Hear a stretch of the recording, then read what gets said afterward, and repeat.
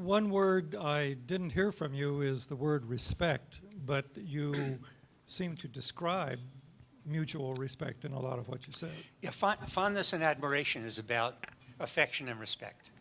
So admiration is our term for respect. It's as important as love and affection. Hi.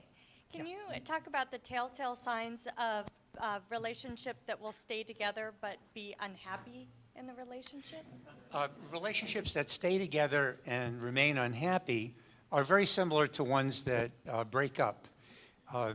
They're just a little bit less intense. So they're quantitatively different, but not qualitatively different. So people who stay together and are unhappy eventually lead parallel lives. And they go down this cascade of distance and isolation. And eventually they're really living in parallel, but they're not very connected and very lonely. I have two questions for you. If you had to name, I know these things all are interactive and they all work together, but if you had to name one thing that's the most important ingredient to a good relationship, what would it be? Would it be friendship, communication, et cetera? And then the second question I have is your work, in your work that you've done, have you looked at the chances of marital or relationship success being greater with two working spouses as opposed to one stay-at-home and one working spouse?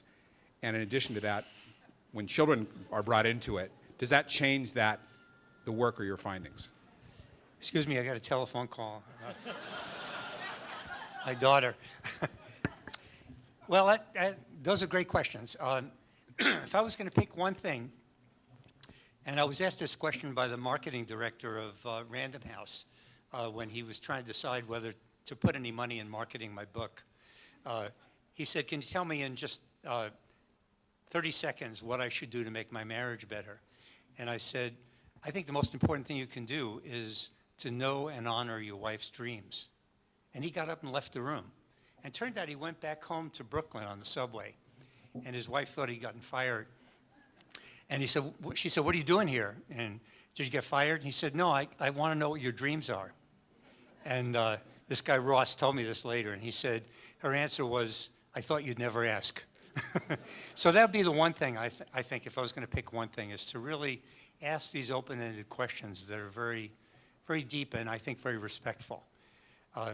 And two people working, these kinds of things about what can you describe about people? Do they have common interests? Can you pick any sort of descriptive demographic variables about a relationship that will allow you to predict the relationship? Are generally pretty bad, because it really all depends on how people have the two careers and what they're really saying to one another. So, for example, in studies of two-career families, what turns out to be most important is the perception of fairness. And it's not fairness, it's not being 50-50, it's the perception of fairness. So it gets back to respect, point that you made. If there's a feeling that you're in this together, that really makes a big difference. Now, the same thing is true about the effects of a baby on a relationship. Effects of a baby on a relationship, 70% of the time, are deleterious. So the majority of couples having babies in the United States are hurting their relationship. They're having less conversation, less sex, more hostility, and the hostility is transferring to the baby and affecting the baby's neurological development, cognitive and emotional development. And yet we can reverse those trends in 10 hours of a workshop that we give at Swedish Medical Center. So once you know what to do, then you can change this transition when a baby comes so that it can actually be an opportunity to get closer and build a stronger family rather than have it tear a family apart. And it's really all about dealing with conflict well, maintaining friendship and intimacy, and honoring the role of fathers. Because fathers, we now through hundreds of studies, have an enormous role to play in the development of daughters and sons. And the secret of keeping dads involved with babies is to have low conflict with mom and high intimacy with mom. So it's really something we can really change. And our effects are very large in the area of prevention rather than intervening when problems have really developed and are severe. Do you find or study whether folks that had masterful relationships, whether they believe their parents also had masterful relationships? Yeah, a great question. Generally, there is an effect of parents staying together and being happy.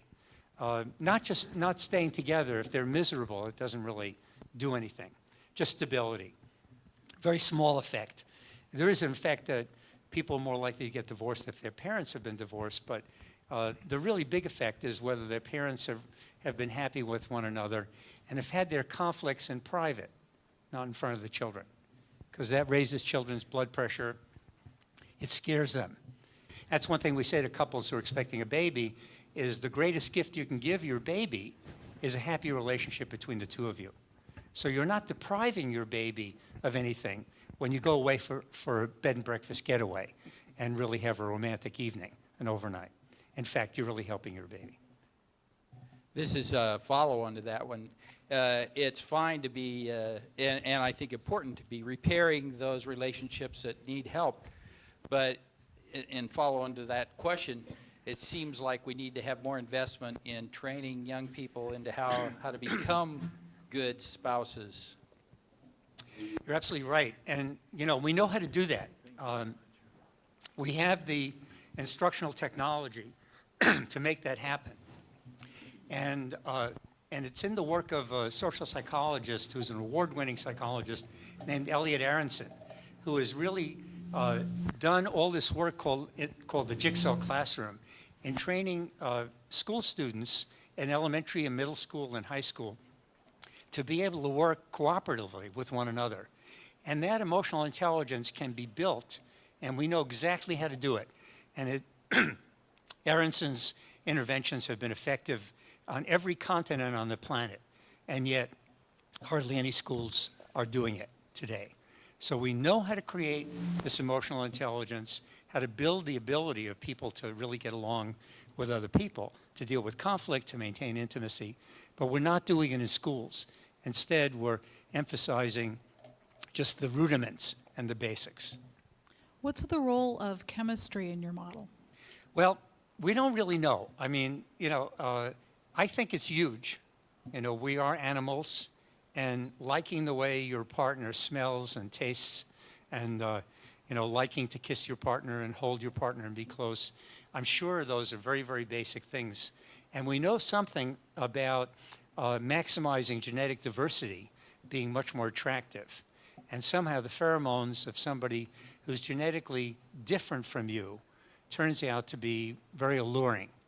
Now, it doesn't necessarily predict a good relationship, but it does have an important role if you can look for these other indicators as well. The most important question of all, did Dr. Phil really get a divorce? I read it in the newspaper, so I presume it's true. I don't know. It's probably not widely publicized, because, but you can know everything there is to know about relationships and still not be able to make yours work. That's because we always partner with people who are less mature than we are.